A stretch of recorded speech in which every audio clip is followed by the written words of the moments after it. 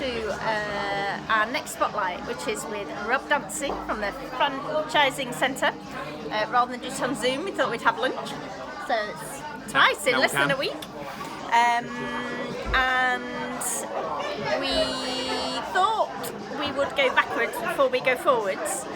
Because one of the things that struck me when we were prepping for this was that Rob said he had spent a year in Uganda. So tell us a little bit more about that, Rob. Yeah, it's a long time ago now, but yeah, the first year of my marriage, we went to Uganda. My wife's a doctor, and I was a company partner, and it was an opportunity for my wife to do some developing world medicine, which she'd always wanted to do. So we took a year off work and went out to Uganda, which was an amazing experience. It's a fantastic country, people are amazing, travel was amazing, my wife's work was really interesting, and as a company partner I work with local businesses, local people to help them with their work really and what they did, which was really rewarding. So you were saying before about a guy called Moses that you helped? Yes, it was a guy who was a local taxi driver really, but he also did tours to all the safari areas. And he wanted to grow his business, and I said, look, I could help him. So we created a business name, Moses Tours and Taxis. I helped him create a logo, got him in some advertising magazines, in a tour book, and you know, how many years ago is it? Nearly 16 years ago, but we're still friends. As a Christmas present one year, I put him in the BRAC guidebook, which got him lots of business. So yeah, he's managed to grow. He now owns a hotel, and he owns 5 vehicles, and he's got a really big company. And you know, he says he owes a lot to me, but to be fair, it was his sort of entrepreneurial flair that's made him where he is today. But I feel that I helped him get started, which was really rewarding, and created a great friendship with someone far away, which is great. Brilliant. Fantastic. And what was your path into franchising then? Yeah, so franchising, my dad's business was an animal feed business and then a pet food business, and the pet food business back in the 90s, he franchised it out.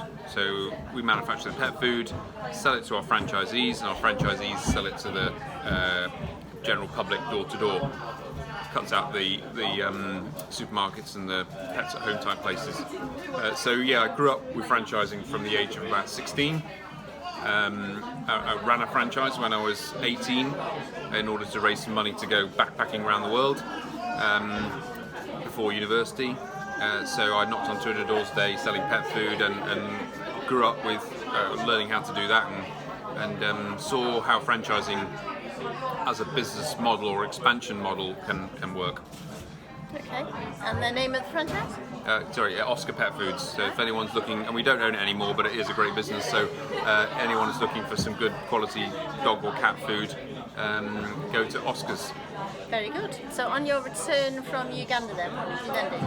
Yeah, so we came back and went back to London really. We were in London beforehand, and my wife had a medical job, and I ended up working for a franchise company in residential cleaning, and I was the marketing manager and recruitment manager, and that business grew very quickly in the space of 4 or 5 years, and I was involved in that, which was really interesting. So I compounded my place in the world of franchising, but when when the recession came in 2008, 2009, I left that business. Sorry. Yes, fine. Can we get the bill? Sorry, carry on. When that business was hit by the recession, that's when I went self-employed and became a franchise consultant, which is what I've been for the last 10, 12 years. Excellent. So,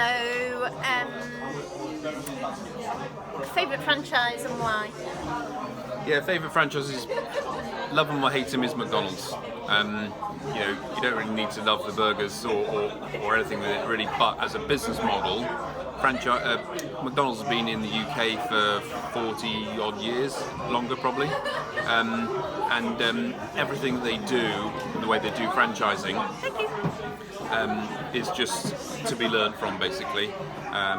they've got good products, good marketing, good systems, and they've always been at the forefront of their sector. However, they've had movies about them about how horrible it is. They tried to do salads, they're doing, but they're still number one. And their business model is, in terms of franchising, is second to none. Fantastic.